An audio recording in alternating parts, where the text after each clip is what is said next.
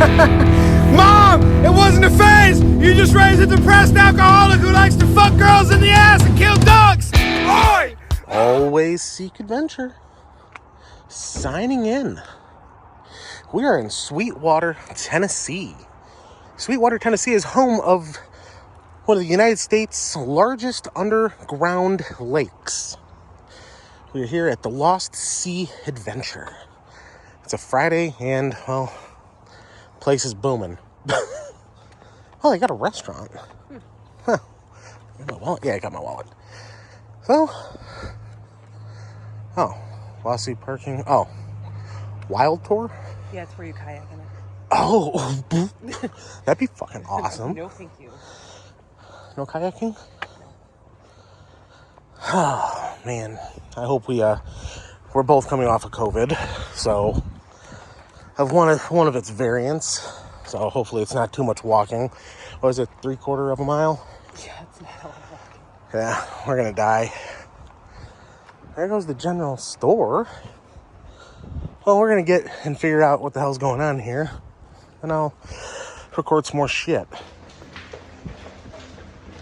Well, yeah, it is.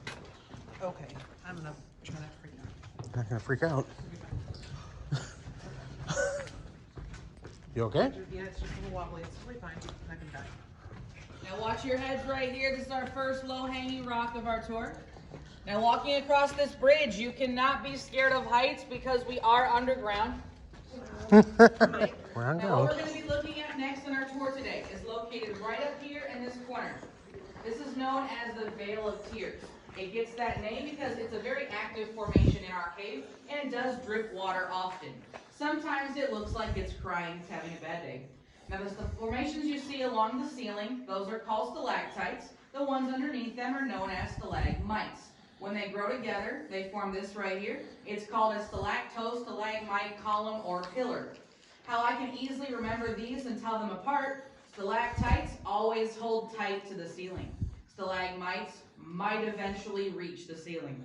That is a very big mite. Why do I say that? Stalactites only grow 1 cubic centimeter every 700 to 1,000 years. If you come back between 700 to 1,000 years, you're not missing much. It's going to be 1 cubic centimeter bigger than it is today. Pretty cool, isn't it? Now our cave does stay 58 degrees all year round. In the summer when it's 100 out, it's 58 down here. In the winter when it's 20 out, it's still 58 in the cave. You can wear t-shirts and shorts in this cave 24/7, 365 and be perfectly comfortable because literally and physically, it's a cool place to be. Take your time, watch. Let's do golf cart rides here. Cave system was because in 1927, a group of teenagers were exploring our cave. In this part of the cave, they found Indian pottery, jewelry, and arrowheads, some of which can be seen by you guys in the lobby in the glass showcase before you leave today. The leader of the tribe was a Cherokee chief. His name was Chief Craighead. He acquired the Lost Sea through the Ocoee or the Hiwassee land grants. It was a cool place to have their powwows in the summer and a warm place to have them in the wintertime. He acquired the Lost Sea through the Ocoee or the Hiwassee land grants. They were the first people to ever set foot in this cave in 1820. I'll explain a little bit later to you guys how we got our name, the Lost Sea Adventure. Like I said, that is called the Craighead Caverns, not to be confused with Craighead. This is not the Craighead Caverns of Tennessee, it's Craig, C-R-A-I-G. People have asked that throughout the past. It's not Craighead Caverns, it's the Craighead Caverns. Completely different rocks. Exactly. Whole different rocks. Exactly. Now, if you guys look up here, these are what we call anthodites. That is the Greek word that means cave flower. Scientists and geologists have no idea why these grow in every single different direction instead of straight downward like stalactites, but they have no stalagmites beneath them, which is a good indication they don't drip any water whatsoever. We actually have the world's majority of anthodites in this cave, one reason we're a registered natural landmark. These are only found in 6 caves throughout this entire world, and Lost Sea happens to be one of those 6 caves. So any caves that are formed out purely by water is where you'll find them. Isn't that cool? At one time, this whole cave was completely and totally submerged in 56-degree water. Our cave was all formed out by erosion. It is a limestone cave. The walls do not taste like lime, do not lick them, but it's a limestone cave. The majority of our cave has some sandstone, a little bit of granite, but it's mainly a limestone cavern. Now this cave at one time, like I said, people ask, how much, how natural is the cave compared to like what's been blasted out or moved around. We try to keep our cave as natural as possible. The only man-made parts of this cave is the yellow tunnel and a tunnel we're going to be in later called the Ben Sands Tunnel. Everything else down here, all we did was move around the dirt to make the pathways and add lights and handrails down here. So we try to keep our cave as natural as possible. Pretty cool, isn't it? Now if you look to your left, do you see the white coloration along the wall?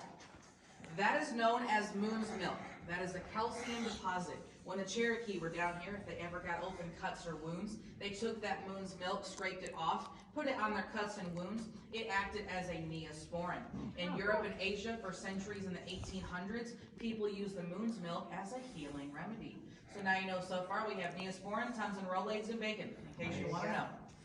Now I'm going to show you the active anthodites right around the corner. I was just showing you ones that are inactive. Right around the corner I'm going to show you ones that are currently still growing, and you'll see a big difference in coloration. When they're inactive and not growing, they're a dark brown color. When they're active and still growing, they're a pure white color. They kind of look like icicles or like frost. But right around the corner I'll show you those. Please watch your heads through here. Like I said, these are the wish rocks I was talking about. When you get them, you're going to wish you didn't. When you're done looking at those or taking your photos of them, walk right over here onto this pathway. We're going to be heading this way next. They're right up here. If you forgot to bring cameras with you, we do sell postcards in the gift shop that show you the same thing.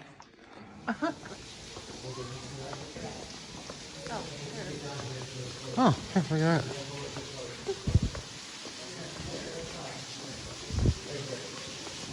Oh, that is so neat. Yeah, it is. Like this. I wonder if it's drinkable water, Of course it is. Oh, look at how cool. It looks like a finger. Yeah. And fingers. That's so cool. I'm sorry about that. Look how cool that is. This looks like grass. Now, in the tunnel, in 1905, a 13-year-old named Ben Sands was the first one to ever find our lake. Throughout history, people knew the cave was here, but no one knew the lake was this far down till Ben Sands showed up. During a severe drought in 1905, he found the natural entrance. He went back to his house and grabbed an oil lantern. He came in the natural entrance and made his way from where I showed you the complete darkness all the way to that low rock I just pointed out. Think about how dark that would have been. Think about you being down here by yourself holding an oil lantern, and that's the only light you have in this entire cave. He was a very brave child. He then made his way into this tunnel. This tunnel was not this big. This tunnel was the size of an adult bicycle tire. He crawled through it 255 feet until it opened up into what is now our lake room. He couldn't see but 2 feet in front of him. Oil lanterns don't put off a lot of light. He took mud balls, threw them everywhere. No matter where he threw mud, he never hit a wall. He only heard water splashing all the way around him. He knew he found something very large. He managed to make his way back up out of the cave safely, went home, told everybody what he found. Nobody believed him. It took him 2 months to convince his dad enough to come back down here. That was 2 months too late. When he found the hole, we were in a severe drought. When he brought his dad back, we had had severe amounts of rainfall. He could not show his dad what he found. His dad thought he was making it up. He told him, stop telling tall tales, don't say anything else about it. That's exactly what he did. He said nothing else about it. The Lost Sea was lost from 1905 to 1965. In 65, it was now found again. Some local developers and some geologists heard about a lake and a cave. They wanted to open this up and make it into a show cave if there was a possible body of water down here. They blasted out the yellow tunnel in 1965, started putting lights in our cave, moving around the dirt to make pathways. They got down to this tunnel. Before they blasted out this tunnel with dynamite, Ben Sands came back. He was now 73 years old. He told them, if you blast out this tunnel, you're going to find a body of water. They had no idea who he was. They blasted it out. They found the body of water he was talking about. Ben Sands was 73 years old when he got the largest, greatest, biggest, and well-deserved "I told you so" in history. They honored him by naming this tunnel the Ben Sands Tunnel. We do call ourselves the Lost Sea because it was actually lost from 1905 to 1965. He got one of the earliest tours and boat rides on our lake when he was 73 years old. I have a job in 2022 because of one brave 13-year-old boy and his parents had no idea where he was the entire time. Now, this tunnel is a granite-based blasted out tunnel. There are some visible dynamite drill marks in this tunnel. One of them is behind your head on the wall. See it? It's right there. One of them is in the corner up here, right through here. And one of them is right above our heads in the middle, right through here. Instead of taking the rocks out of the cave from the blasting, the workers stuck them against this wall. That's why this wall looks like it does. It's a very man-made wall. Before we go take our boat ride, they say if you like music, you can actually stick your ear to this wall, listen carefully. You will hear music coming from it. That is known in our cave as hard rock music. If you do not hear anything, you do not like hard rock. Some people take it for granted. All right, guys. Look at the fish. Oh yeah, look at that. Yep, that's That's a trout. It's a trout, right? Yeah. It's either a rainbow or rookie. Huh? Neat. It's like a rainbow. Wow. So pretty. So please brace yourself. 3, 2. All right, we are full speed. We are wide open. Man, feel that breeze. Yes, we are moving. Hopefully no one got whiplash. You can feel the wind through your hair. This is full speed. If it's too fast for any of you, I am deeply sorry. Our boat has 2 speeds, this and off. How fast is fast? This is fast. This is 2 miles an hour. Our boat has 2 speeds, this and off, and they're about the same speed.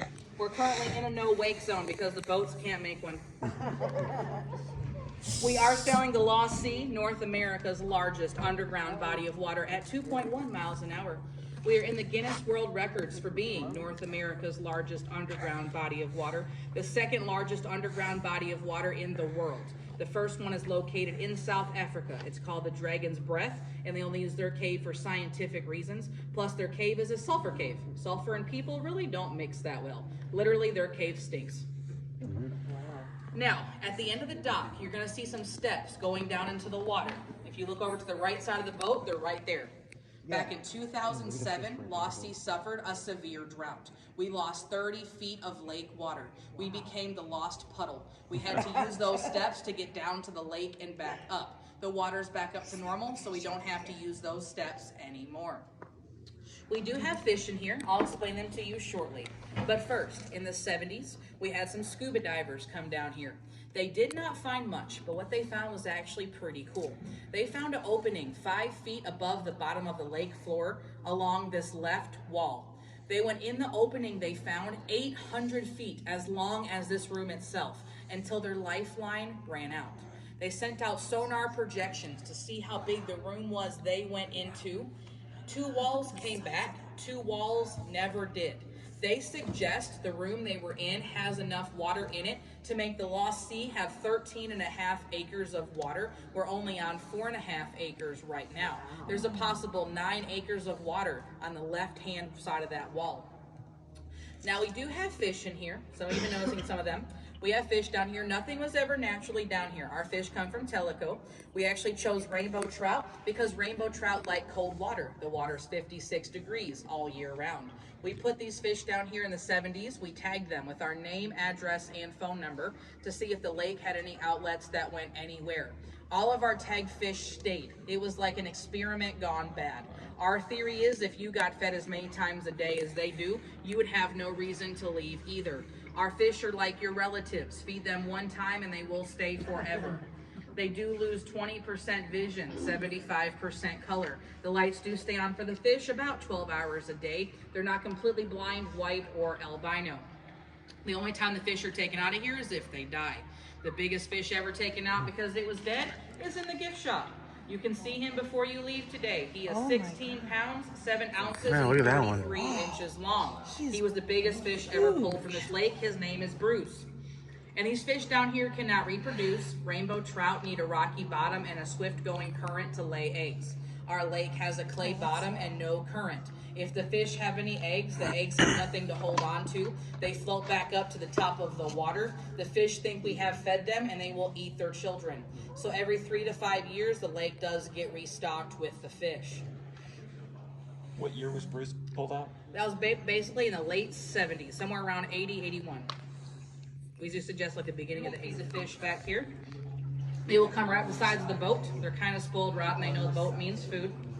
Like I said, make sure your valuables stay close to you. Do not stand up. I will feed the fish shortly. If your cell phone goes in the water, I am not getting it back. There was one right there. I'm going to feed them very shortly.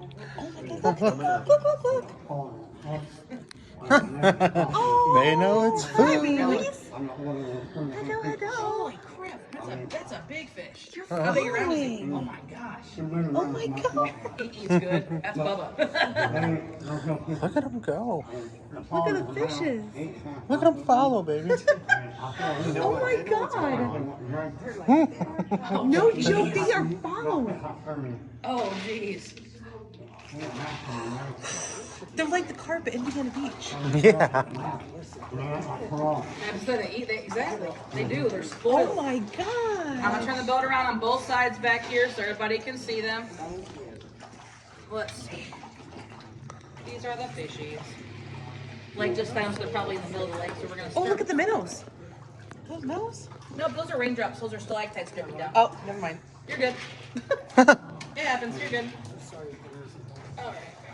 Spin the boat around back here so everybody can see them. Oh my god, there are so freaking many. There's about 100 of them down here right now, give or take. So freaking. All of our fish have names. Every single one of them. I'm not quite sure which ones are which because they all look the same. But in all the years I've been here, I have named 6 of them. I have named Sweet 3 one. boys and 3 girls. The boys are Chandler, Joey, and Ross. The girls are Phoebe, Monica, and Rachel. And believe it or not, they're all friends. And Joey does eat the most. He doesn't share food. Now, question. When you guys turn off at Highway 68 today, did you see our big, tall Lost Sea welcome sign? Mm-hmm. You're now 140 feet underneath it. Oh. We're underneath that lower paved parking lot. If you guys parked in that lower paved parking lot, you're 140 feet underneath your guys' vehicles. Mm-hmm. The Lost Sea welcome sign is right directly above us. Highway 68 is right there and up 140 feet. Isn't that cool? Nice. Groovy. You took a boat right underneath the parking lot today. It's a very, really uncommon thing to hear. Yeah. Not many people can say that. No, not really. Is everybody having a good time on the boat ride so far? Yes. Awesome sauce. Good to hear.